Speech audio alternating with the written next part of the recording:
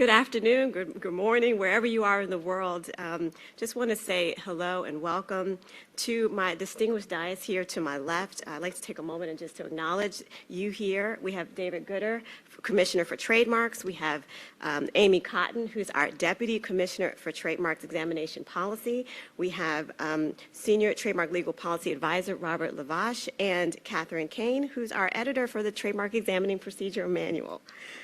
We also have online Jason Lott, who is the Managing Attorney for Customers Outreach. This is my manager. He's there. We also have some USPTO staff in the room and all of our guests and attendees here and online. Welcome. I bring you greetings from the Trademarks Customer Outreach Office, where I serve as an attorney advisor.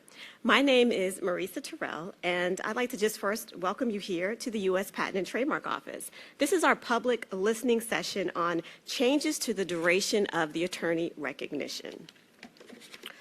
We're going to go through just a few housekeeping rules, and please forgive me, I've got a slight cold.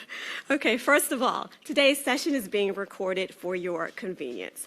Also, if you're accessing today's session via WebEx, we welcome you, but we want you to also note that captioning is available. And how? Well, you're going to look to the bottom right of your screen, and you're going to click on those three dots there, and you'll be able to see the captioning in that manner.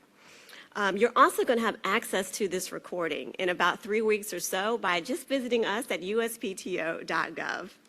And finally, there will be a survey, of course. You know, we love to hear from you. So you'll get a survey around 3:30 today, Eastern Time, and you can just tell us, take a moment and let us know how we did today. Now, the purpose of today's session is to provide you, our stakeholders, with an opportunity to comment on changes to the trademark rule regarding the duration of attorney recognition. So we're basically here to listen to you, and so we welcome your input.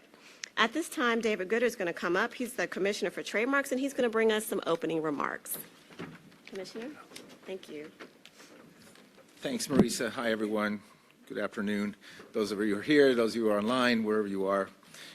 Thanks for gathering with us today to talk about something that's very important and quite timely. At the heart of today's discussion really is how the USPTO should approach the recognition of attorneys who represent trademark owners and what changes, if any, we should make to our current rules and practice. To make sure we're all speaking the same language, we're talking about the USPTO recognizing the attorney as the attorney of record for a particular application. We're not talking about the attorney's legal representation of the client, which is governed differently. And for this discussion to make sense, we all need to be aware of the USPTO's rules regarding the recognition of attorney controls with whom we directly correspond regarding the application or registration. You know what? I'm going to say that again. We must be aware that our rules, USPTO's rules, regarding the recognition of the attorney controls with whom we correspond with. That's why there's so much conversation about both of them. During the rulemaking process, we are absolutely interested in your opinion about these policies because they impact you, they impact us, et cetera. And we want to make sure that our policies serve you all as best as possible. So we started dealing with this subject during implementation of the Trademark Modernization Act, some of you may recall, when these changes were first proposed. We received a lot of comments at the time, and considering the technical challenges involved with this rule and the limited amount of time given to us by Congress to implement the TMA, we thought better to park this issue for the time being and deal with it another day, and that day is today. So I want to point out that we have not yet submitted a proposed rule. We are really, honest to goodness, in a listening mode right now.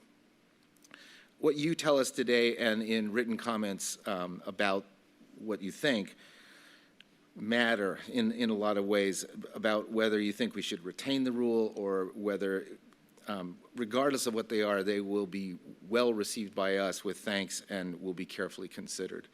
Today we're going to hear from a number of speakers who have signed up previously to speak, one of whom is here, I think. Thanks for coming in person. Two, actually. great, and one online. And although we can't take any ad hoc comments, I invite everyone to submit written comments through the Federal Register notice we issued in August. You can find the link to that on the web page you used to register for this event. So it's easy to get back to. All right, so let's dive into this. At the center of the conversation is Rule 2.17G. And when I refer to 217G in these comments, that's what I'm talking about. Currently, the rule says that the USPTO's recognition of an attorney automatically ends following certain events. If it's an application, recognition ends when the trademark registers, or whether the application is abandoned, or ownership of the filing changes. If it's a registration, recognition ends when the registration is canceled or expires, ownership of the registration changes, or a maintenance filing is accepted or receives a final rejection. This recognition rule was established way back in 2009 in an Office of Enrollment and Discipline rule package called, hold your breath here, Changes in Requirements for Signature of Documents, Recognition of Representatives, and Establishing and Changing the Correspondence Address in Trademark Cases. The rule was actually a codification of what was in the TMEP at the time. So this 2009 package was designed to solidify who the USPTO should be corresponding with and accepting submissions from at different prosecution points, whether that was the applicant or the attorney. This means that the recognition rule is tied to the operation of the correspondence rule. Under 37 CFR 218, the office will only send correspondence to a qualified practitioner who has been recognized by the USPTO as a representative. Once recognition ends, we will officially correspond only with the applicant or registrant and not the attorney. Now, even with this limitation, some years ago, at the request of the trademark community, we started sending courtesy copies of communications so that we could continue corresponding with the attorney of record after the attorney was no longer recognized, and so they could be sure they were receiving the information that they wanted as well. We did this because over and over, our various customer groups told us that they typically continued to be represented by the same attorney even after an event where officially they were no longer recognized. On the trademark owner side of this, interrupting communications between the USPTO and the owner's attorney can create inconvenience, add additional cost, and increased risks, such as dealing with the many scammers who are preying on trademark owners far more today than they did way back in 2009. The attorneys for trademark owners want to receive the correspondence to shield their clients from scammers and to make sure deadlines aren't missed. To accommodate these interests and to try to stay true to the rule, we created this exception called the courtesy email reminder. This is sent to both the old attorney correspondence address as well as to the registrant. Now, unfortunately, as we all know, the world is a very different place than it was in 2009, such that protecting trademark owners from scams is more important than ever. Consequently, this official or unofficial courtesy reminder practice has put us between a bit of a rock and a hard place. By ceasing recognizing and corresponding with attorneys following a 217G event, if we want to also protect trademark owners from receiving scam solicitations. We've got both interests there. As you would expect, there are pros and cons on each side, and this has created essentially two different camps in the trademark community about the issue. The attorneys who appreciate the unofficial courtesy notice email reminder practice would now like us to stop sending anything to the clients to help avoid the scammers. The attorneys who want recognition to clearly end would like us to strictly follow our own rules. They prefer that recognition ends after a 217G event because this minimizes the risk those attorneys perceive, which is that this practice creates a potential ethical obligation for the attorney and risks confusing the trademark owner. Indeed, in their view, there could be risks to the trademark owner if the attorney doesn't act. So these practitioners are uncertain if they must contact their former client after receiving a courtesy notice, even if they may no longer otherwise represent the client. So as you can see, we're at a fork in the road here, where we need to decide which path forward we take, and that's why your comments are so helpful and appreciated. As you consider all this, keep the following challenges in mind. If you prefer that we maintain the rule such that the events listed in 217G continue to automatically end recognition, then to eliminate the confusion experienced by trademark owners, we will likely need to end our practice of corresponding with the attorneys after the recognition officially ends. This creates its own issues, but I'll get back to those in a second.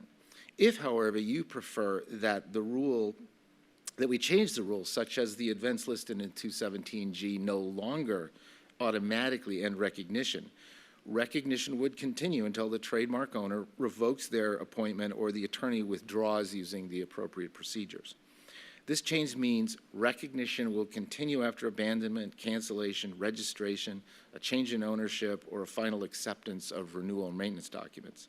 It also means trademark owners must revoke an existing power of attorney, or the trademark owner must revoke, or the attorney must withdraw before a new attorney can be recognized.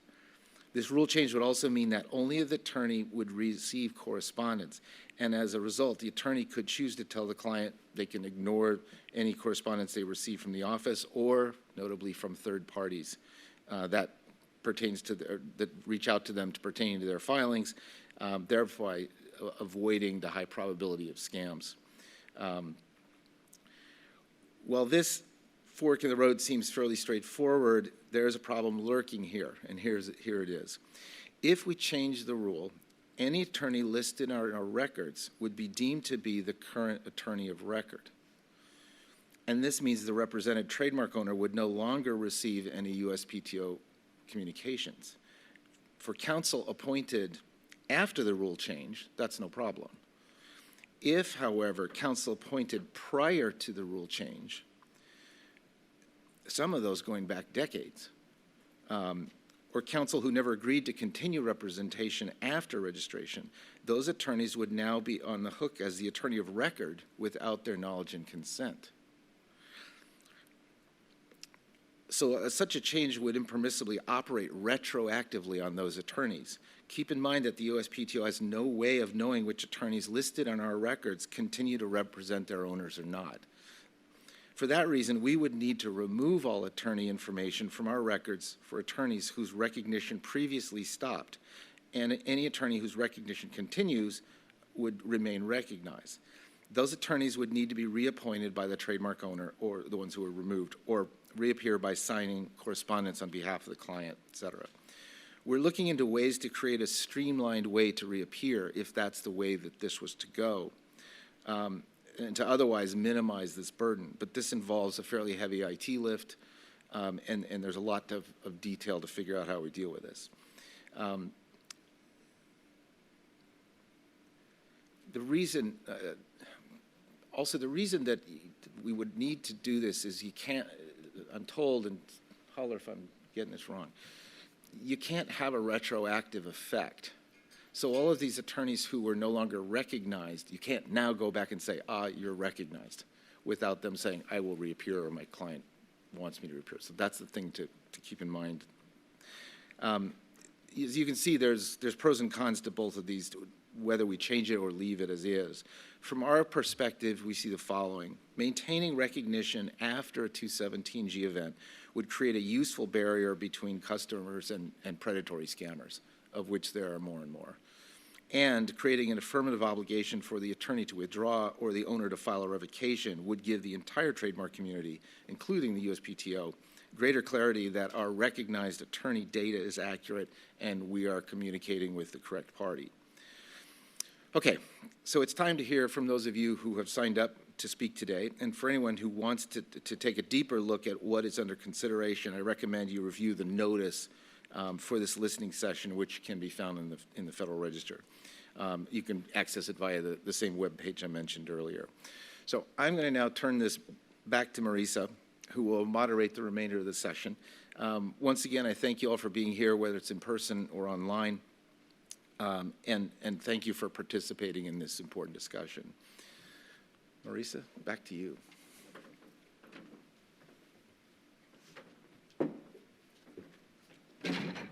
Thank you, Commissioner.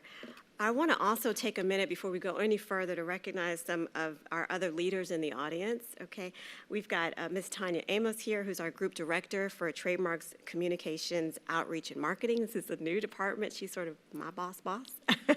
And we've got Montia Pressy here, who's the Director for the Register Protection Office, and of course, Chief Judge Gerald Rogers with the TTAB. So thank you very much for being here.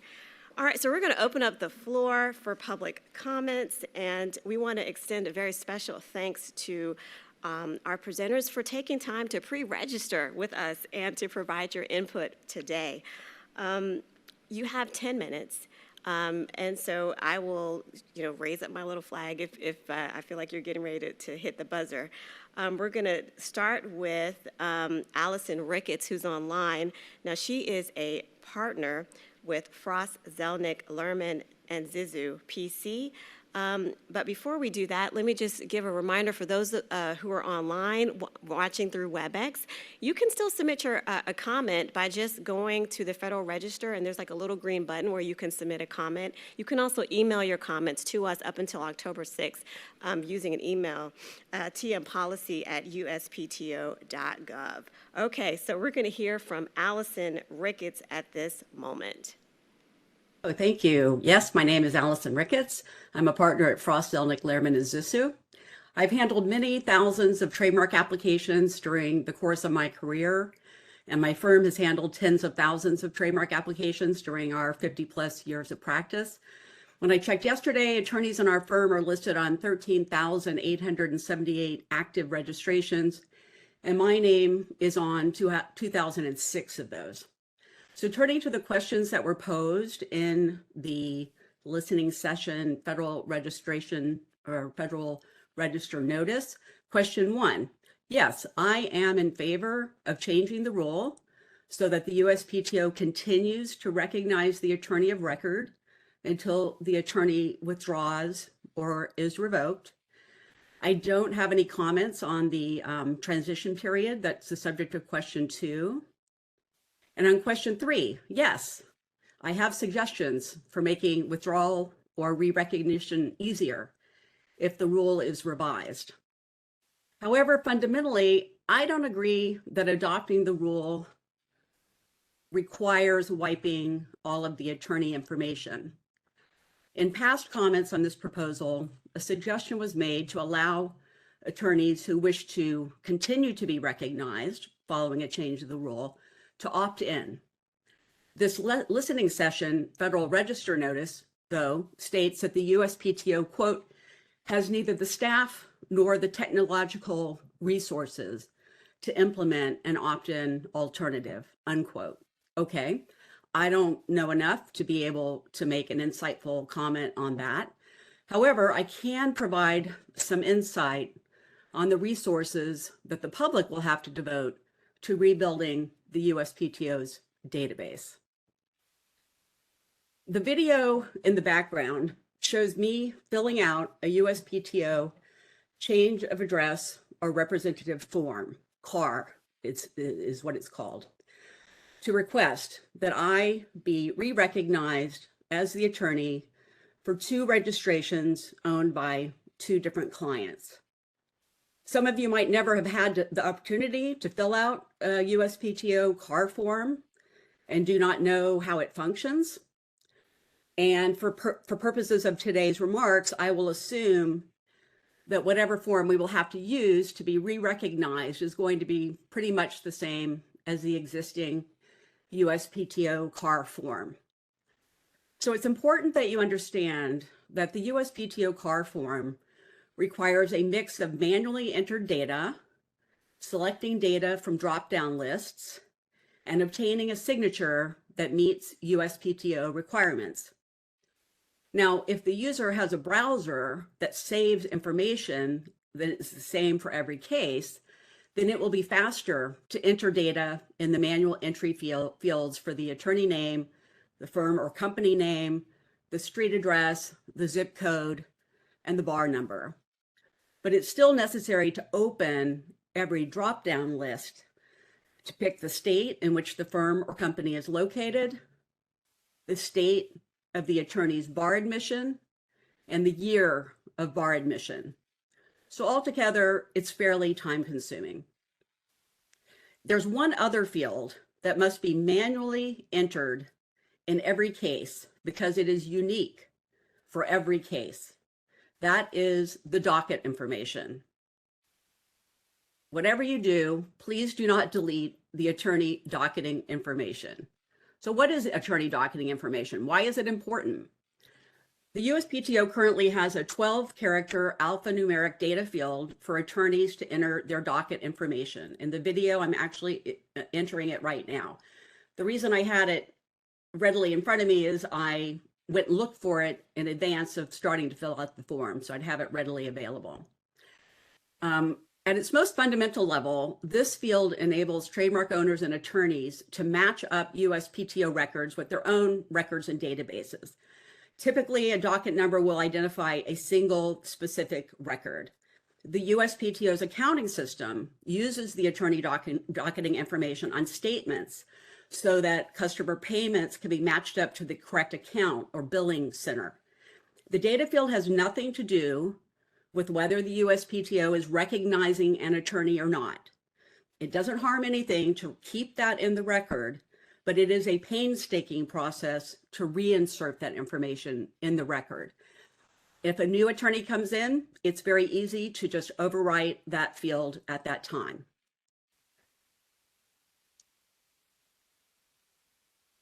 Since the docket information is different in every case, you can't rely on a browser to autofill it. You have to locate the information in your own records and manually re-enter that information for every case, which greatly increases the time needed to complete the USPTO CAR form. Then there's the signature, which we're about up to on the form. If the trademark owner must also sign a document to confirm that the USPTO should re-recognize the attorney that they already appointed and that's representing them, that will add to the burden of completing and submitting the USPTO's CAR form. If clients must sign, this would mean that the CAR forms would have to be batched on a client-by-client basis so that the corresponding client signature can either be uploaded with the re-recognition CAR or so that a Teams link can be sent to the client for e-signature. It would ease the burden of being re-recognized if the USPTO could allow the attorneys who were the last recognized attorneys prior to being wiped from the USPTO database to not have to provide a written appointment from the trademark owner to be re-recognized in that same case. Perhaps the office could adopt a presumption that in the absence of information to the contrary, it may assume that the attorney seeking re-recognition remains authorized as it was prior to the USPTO removing the attorney from its database. So I recorded this video about 8 different times to try to test it and make it legible on the screen. As a result, I got faster and faster, better and better at entering the information and not making mistakes, though I still made plenty of typing mistakes that I had to backspace over and fix. So I got it down from about 7.5 minutes to prepare the form to just over 5 minutes. But bottom line, this is a well-rehearsed video. Personnel at the companies and firms that are preparing the forms will not be well rehearsed. They will stumble and inadvertently pick the wrong selection from the drop-down list, have to go back, correct the mistakes. So I would say probably 7 minutes per record to prepare a USPTO CAR form is optimistic. And that's just the data entry. This only gets us up to the point where the form is ready to be signed. So let's be super optimistic and assume that the signatory signs promptly, that the person who prepared the form is still logged in to their myuspto.gov account when they receive the signed submission link back from the signatory, so they can quickly submit it, save the filing receipt, and maybe report the successful completion of the task to the client. In my estimation, 12 minutes is probably the least amount of time to complete all of this work, not even including the time that the client has to spend to sign the form if it turns out that that is required. So as of yesterday, total live registrations were 5,988,158 if I did the search properly, with total live registrations with attorney representation 4.9 million. not sure exactly what the number is, but just within my firm, at 12 minutes per 13,878 registrations, we are looking at 166,536 minutes or 2,775 hours to seek re-recognition in all of our cases. That's more than one person doing this task all day long, 8 hours a day for more than a year. This project will also require an immeasurable amount of time keeping track of which ones have been completed and which have not. So let's say if even only 1 million of the currently registered records have to be updated by system users after the attorneys are purged, a conservative estimate, in my opinion, is that they will spend 12 million minutes, 200,000 hours, thank you, or 25,000 days at 8 hours a day to get their information back in the database. This is the burden that is being shifted to your customers, trademark owners, trademark practitioners, and taxpayers to rebuild your database with information that you already had but decided to delete. If you can prevent it from being even worse and more time consuming than it already is by at least keeping the docket information in the record. Given the estimated hours of work this proposal is levying on the public, can the PTO really not find the resources to provide an opt-in option? Thank you. I'm happy to answer any questions.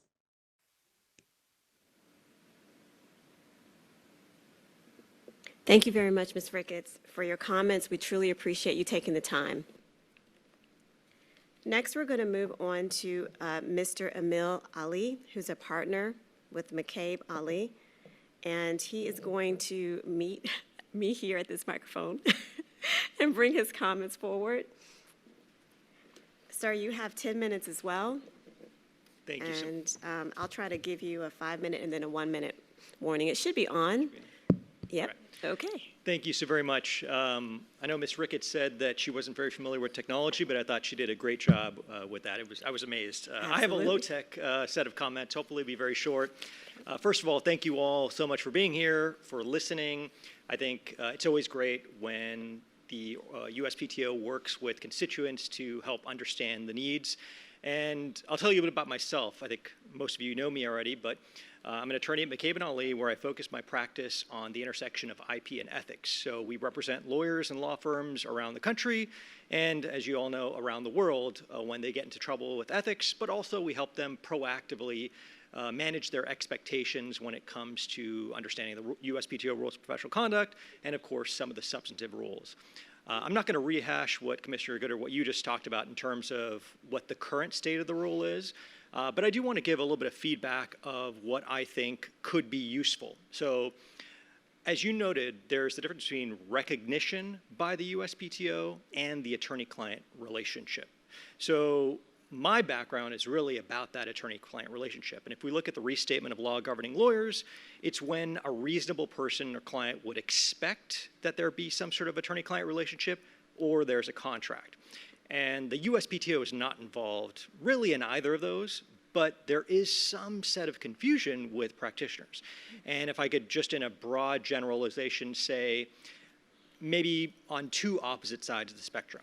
I could be dealing with a law firm that's very large and sophisticated that files a few thousand applications a year, let's say 1,000 applications a year, and their view on this would be very different. We have long-term clients. We want to be of record in these applications, and for now and forever, we're going to do renewals for the rest of eternity.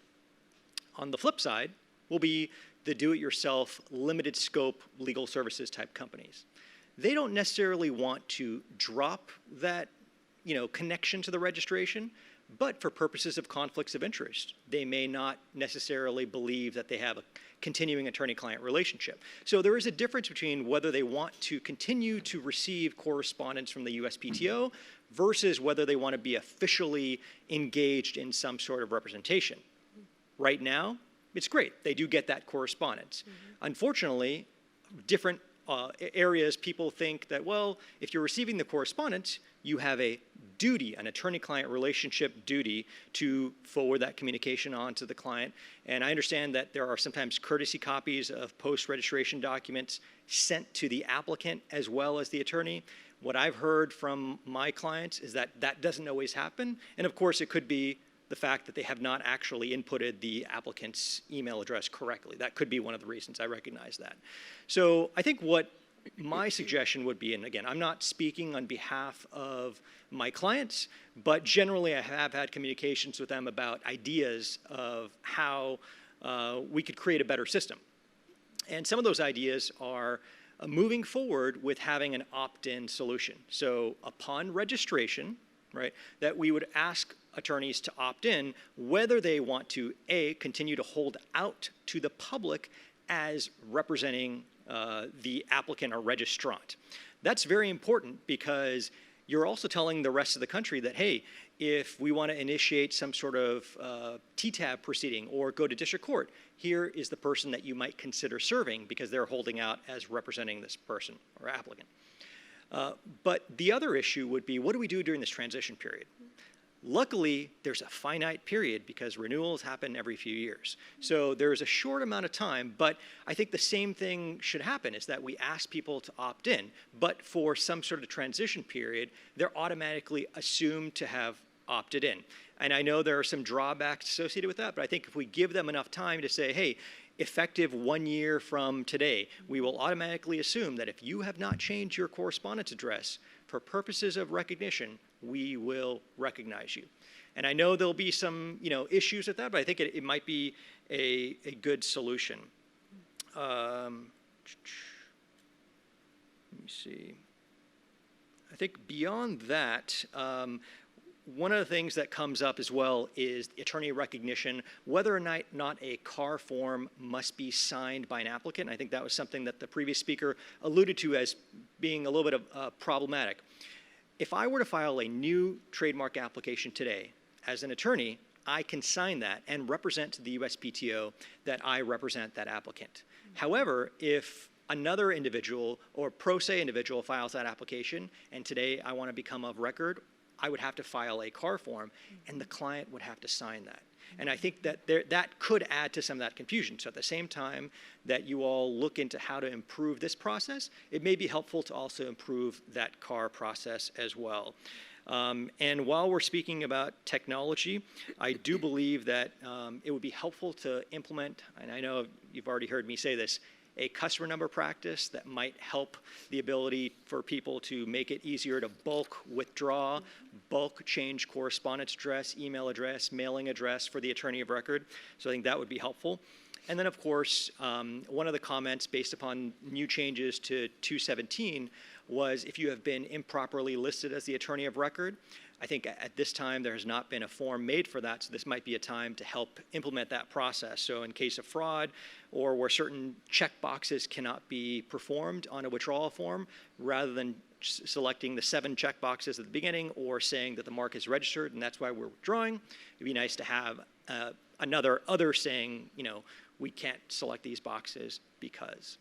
So thank you so much.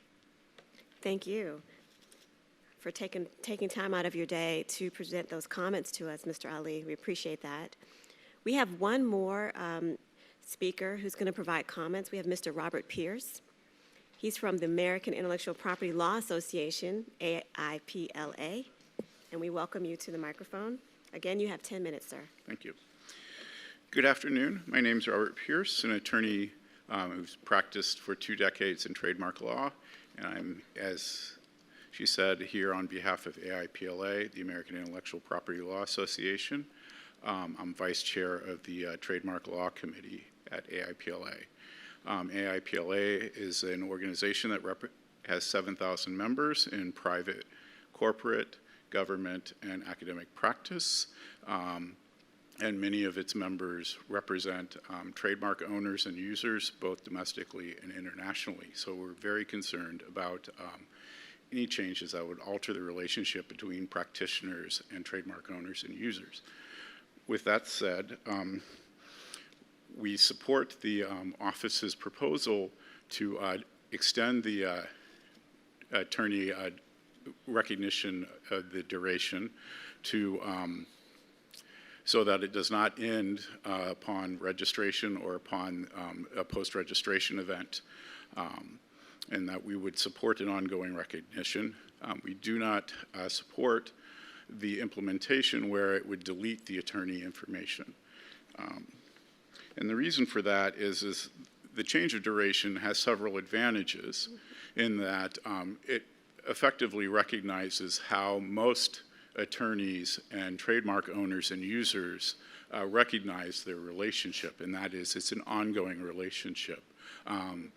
Trademark owners don't necessarily recognize that the PTO considers that that relationship to end upon a post-registration event or upon registration.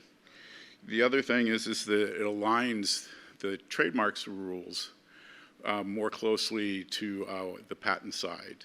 And finally, the concurrent rule creates a welter of confusing circumstances of who communicates with whom at what time.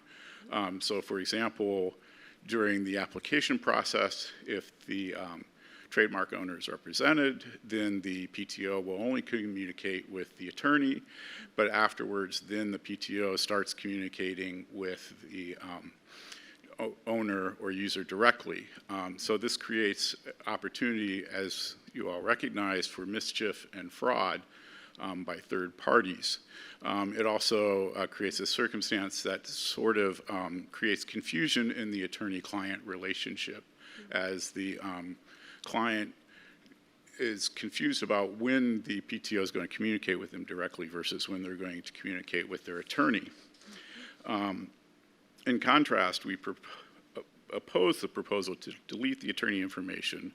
The request for comment already notes the user community's concerns for missed deadlines because the attorney will no longer receive notices. Additionally, the proposal makes trademark owners, particularly unsophisticated ones or foreign owners, vulnerable to fraudulent notices of review. This is contrary to the office's efforts to combat fraud. It may cause unpredictability on the register itself due to registrations and applications being inadvertently abandoned or canceled for failure to respond to office actions and post-registration filings. So then you have a case where it's difficult to clear marks in advance because the register does not necessarily accurately reflect what marks are actually active and still alive. It also potentially, or the removal of all attorney information increases the burden and costs on practitioners and trademark owners when filing to reinstate attorneys of record, because this information would need to be re-entered, as Ms. Ricketts amply showed in her example. To avoid these adverse results, we suggest the office not completely remove the former attorney of record information from the record until it can capture and save this information. By retaining the information, the office could institute a more user-friendly process to update representation information. The attorney or owner could use the historic information to confirm ongoing representation for existing registrations or pending applications. For applications filed after the rule change, the office could provide a checkbox to confirm representation. So for those attorneys who do not wish to be recognized after the mark is registered, they would have an opportunity to notify the office in advance. We note the office is concerned that this suggestion could impact staff and technological resources. Regardless, though, the office is still going to need to allocate staff and technological resources to delete the existing information, to change its representation forms, and then to process requests to update the attorney information. And it's not clear that the proposal would increase overall staffing requirements. We recognize that the process has just started. We thank you for the opportunity to participate. And we also thank the office for the opportunity to comment and are happy to discuss this further if you have additional questions. Do you have any questions for me? Okay. Thank Thank you very much. Thank you, Mr. Pierce. We appreciate that. You are our last presenter today, and we just want to thank all of you, Attorney Ricketts and Attorney Ali and Attorney Pierce. Thank you very much for taking time to join us today to share your input on this important change or discussion. So we want to thank everybody, really, for coming out for today's public session, listening session.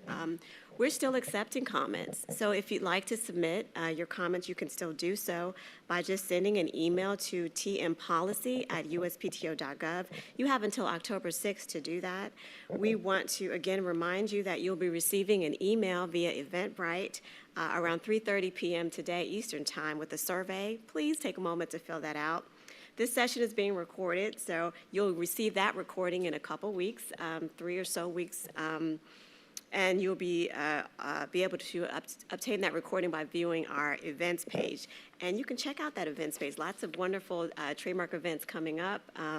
You can see us there. So thanks again. My name is Marisa Terrell from Trademark's Customer Outreach, and we